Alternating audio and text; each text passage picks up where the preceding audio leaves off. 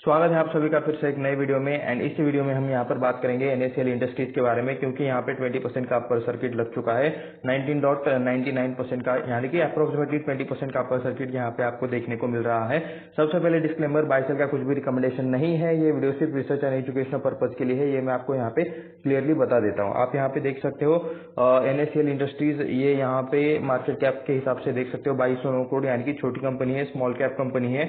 तो इसमें यहाँ पे 20% का अपर सर्किट क्यों लगा है? तो एक्चुअली स्मॉल कैप कंपनीज में ही मतलब 20% का अपर सर्किट लगने के या फिर लोअर सर्किट लगने के चांसेस ज्यादा रहते हैं, क्योंकि वहाँ पे स्टॉक्स कम रहते हैं, लिक्विडिटी कम रहती है, और अगर कोई बड़ा प्लेयर आकर वहाँ पे माल खरीदता है तो वहाँ पे अपर सर्किट लगता है। ठीक है, तो यहाँ पे इस सिनेरियो में यहाँ पे क्या हुआ है कि मतलब कोरोमंडल इंटरनेशनल, जो कि एक बड़ी कंपनी है, उसने मतलब तय किया है कि वो इसमें कंट्रोलिंग स्टेक बाय करेंगे एनएसएल स्टॉक में। ठीक है, तो यहाँ पे आप देख सकते हो एनएसएल स्टॉक सोर 60% इन 4 डेज। ठीक है, बिजनेस स्टैंडर्ड का हम यहाँ पे न्यूज पढ़ रहे हैं, ये आप यहाँ पे देख सकते हो।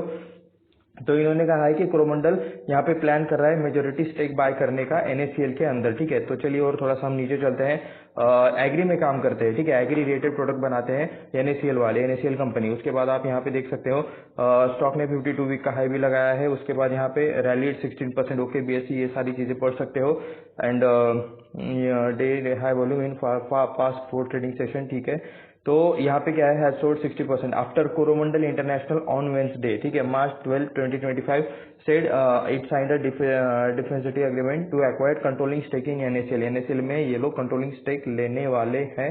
तो ऐसा उन्होंने यहाँ पे कोरोमंडल इंटरनेशनल ने कहा है। यहाँ पे कितना लेंगे, क्या लेंगे, तो ये भी हम थोड़ा सा यहाँ पे चेक कर लेते हैं।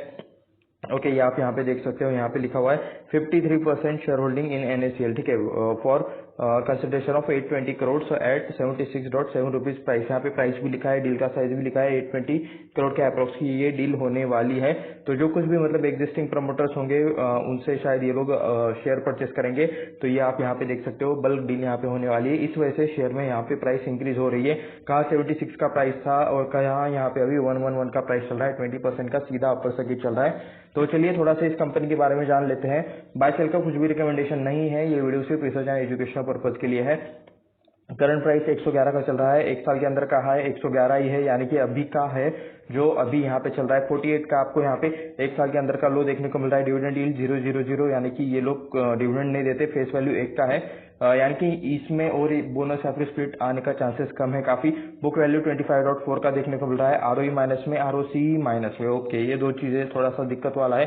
स्टॉक का पी दिख नहीं रहा, यानी कि कंपनी लॉस में है, क्लियर कट ये चीज है। तो लॉस वाली कंपनी से मैं तो दूर रहता हूँ। आपको क्या लगता है, आपका डिसीजन आप मुझे कमेंट में बताओ। तो चलिए थोड़ा सा कंपनी के रिलेटेड डिटेल पढ़ लेते हैं। ठीक है, player and they deal in both technical and formulations and they cater to Indian market and to international market as well as they have 50 products covering। Okay, ज्यादातर मतलब क्रॉप्स रिलेटेड इनके product है।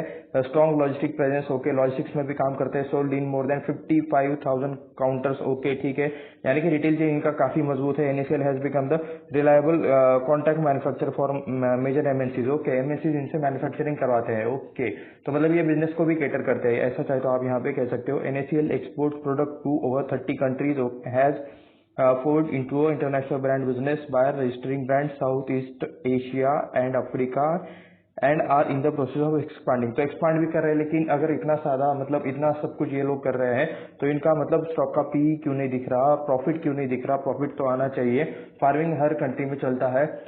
तो उससे रिलेटेड अगर ये काम कर रहे हैं तो हुआ है ऐसा क्यों है कि मतलब इनका पी नहीं दिख रहा? लास्ट इनका पी का डेटा आपको 5 सालों का डेटा मैं दिखा रहा हूँ।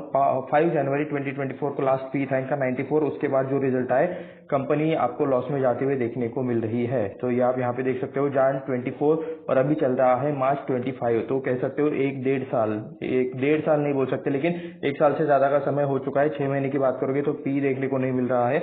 ईपीएस माइनस में है, -2.56 के पास। ठीक है, नीचे चलता है। प्रोज में देख सकते हो कंपनी ने अपना कर्जा कम किया है। कॉन्स में देखोगे तो लो इंटरेस्ट कवरेज, लो इंटरेस्ट, ठीक है, अर्निंग इंक्लूड अदर इनकम भी आ रहा है कुछ कैसे। हाई डेबिटर डेज भी देखने को मिल रहे हैं। तो थोड़ा सा यहाँ पे हाई डेबिटर डेज जितना ज्यादा बढ़ेगा उतना दिक्कत वाला चीज है। एग्रोकेमिकल्स में ये कंपनी काम करते हैं, उसमें भी इंडस्ट्री देखोगे, पेस्टिसाइड्स, एग्रोकेमिकल्स इंडिया, काफी सारी कंपनीज है इसके अंदर। ठीक है, okay, by BA BSc all cap में आता है। बीएससी के मतलब स्मॉल कैप में भी ये कंपनी है और बीएससी के कमोडिटीज में है, क्योंकि सॉरी, तो हम बात कर रहे थे कि ये कंपनी बीएससी के कमोडिटीज में है क्योंकि एग्री रिलेटेड काम करती है, ठीक है। एग्री में मतलब कमोडिटीज कहाँ पे ट्रेड होती है, जिसको इस क्वेश्चन का आंसर पता है नीचे कमेंट करके लिख देना। अगर किसी को आंसर आता है तो कह सकते हो कि आप स्टॉक मार्केट का अच्छा खासा नॉलेज रखते हो। पीआई इंडस्ट्रीज इस स्टॉक का या फिर इस सेक्टर का लीडर है, ऐसा चाहे तो आप यहाँ पे कह सकते हो। यहाँ पे इसका मार्केट कैप भी देख सकते हो 51,184 करोड़ के आसपास है। 30 का यहाँ पे आपको पी देखने को मिल रहा है। उसके बाद सेकंड यूपीएल। यूपीएल एक जमाने में एक टाइम पे निफ्टी 50 का पार्ट रहता था, उसके बाद रिजल्ट खराब आते आते फिर वो मतलब निफ्टी 50 से आउट हो गया, बाहर हो गया। सुमितोमो केमिकल्स का भी नाम देखने को मिल रहा है, बाकी कुछ ओके भारत रसायन का भी नाम देखने को मिल रहा है, रैलिस इंडिया देखने को मिल रहा है। एनएसीएल आपको यहाँ पे देखने को मिल रहा है 2209 करोड़ का मार्केट कैप। बाकी यूपीएल का भी पी आपको देखने को नहीं मिल रहा है, यानी कि शायद यूपीएल में भी कुछ दिक्कत चल रहा होगा। एनीवेज ईयरली आपको यहाँ पे प्रॉफिट शो नहीं हो रहा होगा, शायद आने वाले में हो जाए। लेकिन पीआई इंडस्ट्रीज का 30 पी है, इसका तो पी है ही नहीं, तो यहाँ पे हम पी के हिसाब से कंपेयर नहीं कर सकते, ठीक है। 36 का आपको यहाँ पे पी देखने को सॉरी लॉस देखने को मिल रहा है लेटेस्ट लास्ट इनके क्वार्टर में, ठीक है। उसके बाद नीचे चलता है क्वार्टरली रिजल्ट्स में, आप यहाँ पे देख सकते हो। यहाँ पे डायरेक्टली नेट प्रॉफिट पर आते हैं। कंपनी प्रॉफिट में कब तक थी, मार्च 2023 तक कंपनी प्रॉफिट में थी। 34 करोड़ का प्रॉफिट चल रहा था, उसके बाद 38 करोड़ का लॉस दिखाया, 4 करोड़ का प्रॉफिट, फिर 16 करोड़ का लॉस, 9 करोड़ का लॉस, 21 करोड़ का लॉस, उसके बाद फिर 3 करोड़ का प्रॉफिट और फिर से 36 करोड़ का लॉस दिसंबर 2024 के इसमें। अभी जो आने वाला जो क्वार्टर है उसमें हम चेक करते हैं कि मतलब क्या होगा क्या नहीं। रेवेन्यू बढ़ रहा है क्या, 400 से मतलब 500 हो गया, ओके 300 हो गया, फिर से 300 और अभी यहाँ पे 268 करोड़। तो रेवेन्यू डिक्रीज हो रहा है, रेवेन्यू डिक्रीज हो रहा है, यानी कि सेल्स डिक्रीज हो रहा है। ये थोड़ा सा कंसर्न है, ठीक है। ईयरली परफॉर्मेंस देखते हैं। 600 का यहाँ पे 700 हो गया, 800 हो गया, 1000 हो गया, सेल्स इंक्रीज हो रहा है। ओके यहाँ पे तो मतलब सेल्स के नंबर थोड़ा सा ठीक ठाक है। लास्ट 2 सालों में यहाँ पे दिक्कत देखने को मिल रहा है। 2116 करोड़ का यहाँ पे 1779 करोड़ हो गया है। डिक्रीज तो देखने को मिल ही रहा है सेल्स में, ठीक है। लास्ट 2 सालों से कह सकते हो कि दिक्कत चल रहा है 2023 और 2024। उसके बाद डायरेक्टली सीधा यहाँ पे मेन पॉइंट पर आते हैं। 95 करोड़ का 2023 में प्रॉफिट था, ठीक है, अच्छा प्रॉफिट था। लास्ट 4-5 सालों में इंक्रीज कर रहे थे, लेकिन वो अचानक से 59 करोड़ के लॉस में बदल गया। क्यों ये चेंज हुआ इतना, एक बार क्या यहाँ पे कुछ चीजें 1%। ओके यहाँ पे देख सकते हो इनकम से एक्सपेंस माइनस, खर्चे इन्होंने ज्यादा किए हैं, इनकम से एक्सपेंस माइनस करने के बाद सिर्फ 17 करोड़ का प्रॉफिट बचा। तो ऑपरेटिंग प्रॉफिट मार्जिन सिर्फ 1%, ठीक है। 1% पे मतलब कैसे चलेगा कि इतने से प्रॉफिट में क्या क्या चलाएंगे।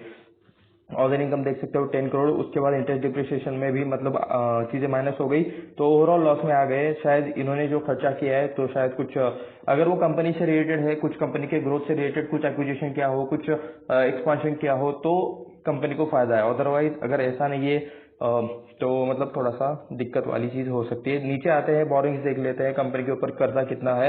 तो लॉन्ग टर्म बोरिंग यहाँ पे आप देख सकते हो 114 करोड़ का कर्जा है, 114 करोड़ का कर्जा है, 407 करोड़ का आपको यहाँ पे शॉर्ट टर्म बोरिंग भी देखने को मिल रहा है। रिजर्व देख सकते हो 486 करोड़ का रिजर्व है, 180 करोड़ एंड ओके रिजर्व अच्छे खासे बढ़ रहे हैं, एक ही लेवल के आसपास अभी घूम रहे हैं लास्ट 3 सालों से 4 सालों से कह सकते हो।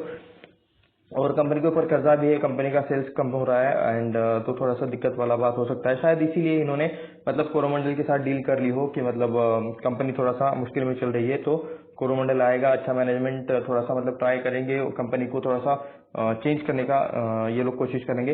बाकी देख सकते हो प्रोमोटर्स के पास 63.65% का स्टेक है। यहाँ पे कोरोमंडल अभी 50+% खरीदने वाला है, ऐसा मतलब बातें तो चल रही है, ठीक है। डील हुई है नहीं हुई है ये तो अभी मतलब देखेंगे, इससे रिलेटेड अपडेट आएंगे तब।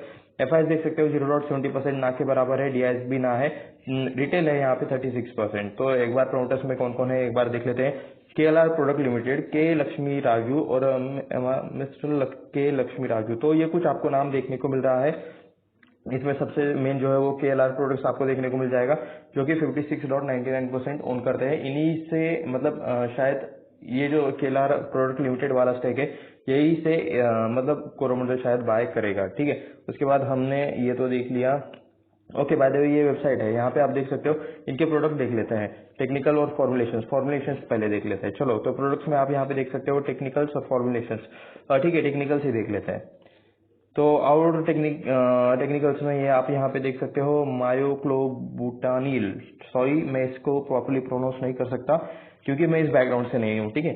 तो ये कुछ है मॉलिक्यूलर स्ट्रक्चर, उसके बाद यहाँ पे प्रोपिकोनजोल, ठीक है। तो ये भी कुछ यहाँ पे मॉलिक्यूलर स्ट्रक्चर है, कुछ पेस्टिसाइड या फिर कुछ जो अलग अलग टाइप के प्रोडक्ट्स रहते हैं उसके हिसाब से ये चीजें रही होगी। तो ये कुछ यहाँ पे कुछ ये केमिकल कंपाउंड्स है जो ये लोग बनाते हैं।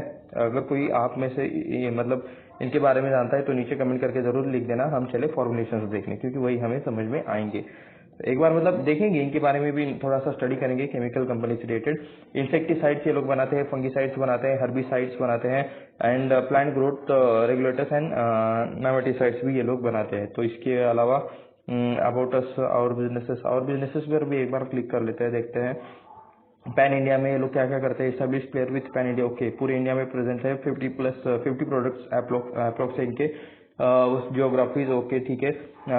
55,000 प्लस कंट्रीज में, क्या इतने ज्यादा कंट्रीज हैं, okay counters, okay 55,000 plus counters में ये लोग काम करते हैं, ओके। इनका पूरा एक्सपोर्ट कहाँ कहाँ पे होता है ये आप यहाँ पे देख सकते हो, यूएसओ, मैक्सिको, ब्राजील, मतलब युगांडा में भी ये लोग एक्सपोर्ट करते हैं, नाइजीरिया में एक्सपोर्ट करते हैं, रशिया में भी है, चाइना।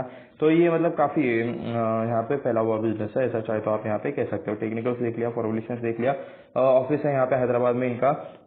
उसके बाद अबाउट अस में एक बार हम यहाँ पे चेक कर लेते हैं, थोड़ा सा इनके प्रोमोटर्स के बारे में देख लेते हैं। आवर कल्चर, ओके विलाविन हार्मोनी, ओके ठीक है। फार्म रिलेटेड चीजें लिखी है, अबाउट अस मिशन वैल्यूज 1996 में शायद इनका स्टार्ट हुआ था, केमग्रो इंटरनेशनल लिमिटेड, ठीक है। यहाँ पे जर्नी लिखी है, 2006 में भी कुछ अपडेट है, 2010 में zero liquid discharge plant was commissioned, okay. Technical manufacturing plant, इनके प्लांट्स के बारे में भी चीजें लिखी है, इनके प्लांट्स भी होंगे क्योंकि ये जो मैन्युफैक्चरिंग करते हैं एनएमसीज के लिए, ओके। के लक्ष्मी राजू इनके मेन चेयरपर्सन है, नॉन एग्जीक्यूटिव डायरेक्टर है। मिस्टर एम पवन कुमार ये आपको यहाँ पे मैनेजिंग डायरेक्टर है, सीईओ देखने को मिल जाएंगे। सुधाकर कुदवा ये इनके इंडिपेंडेंट डायरेक्टर है। अतुल चुरीवाल ये भी इनके इन्वेस्टर नॉमिनी है। फुल टीम आप चाहे तो देख सकते हो, इनके बारे में शायद और डिटेल्स हम देख नहीं सकते। Board of directors, okay. She holds degree in business administration, okay ठीक है। Has rich experience in agrochemicals, ठीक है। के लक्ष्मी राजू को यहाँ पे एग्रीकेमिकल्स में अच्छा खासा एक्सपीरियंस है, यहाँ पे ये ऐसा लिखा हुआ है। मैनेजिंग डायरेक्टर है, सीईओ है मिस्टर एम पवन कुमार, ये आप यहाँ पे देख सकते हो। बाकी भी मतलब मैनेजमेंट आपके सामने है, लीडरशिप टीम आपके सामने है, चाहे तो देख सकते हो। अवार्ड्स एंड सर्टिफिकेशंस ये है, एनएसीएल को कुछ मिले हुए अलग अलग अवार्ड्स, ठीक है चलेगा। लेकिन अवार्ड सर्टिफिकेशन तो ठीक है, अच्छी बात है, लेकिन प्रॉफिट देखेगा तो इन्वेस्टर्स को मतलब भरोसा आएगा। तो यहाँ पे कुछ भी बाय सेल का रिकमेंडेशन नहीं था, ये वीडियो सिर्फ रिसर्च एंड एजुकेशनल पर्पज के लिए था, ये मैं आपको क्लियरली डिस्क्लेमर दे देता हूँ। अपस्टॉक्स का अकाउंट अगर आपको ओपन करना है डीमैट का तो नीचे डिस्क्रिप्शन में लिंक है, अगर आप मुझे थोड़ा सा हेल्प करना चाहते हो, सपोर्ट करना चाहते हो तो डिस्क्रिप्शन में अपस्टॉक्स का लिंक है, वहां से फ्री में डीमैट का अपस्टॉक्स का अकाउंट आप ओपन कर सकते हो, आपका या फिर आपके फैमिली मेंबर का। तो वो जरूर जाते जाते लिंक चेकआउट कर लेना। ऐसे ही और वीडियोस देखने के लिए चैनल को सब्सक्राइब करें। मिलते हैं नेक्स्ट वीडियो में, धन्यवाद।